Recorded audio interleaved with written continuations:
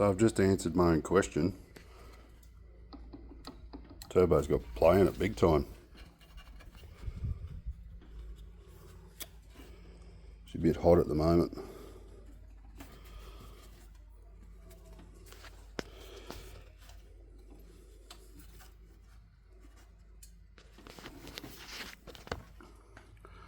It's a bit hard to see that.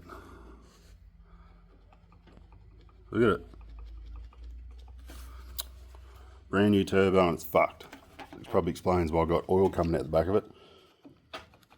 Look at it.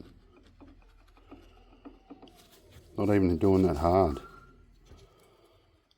So I want a new one sent to me, please.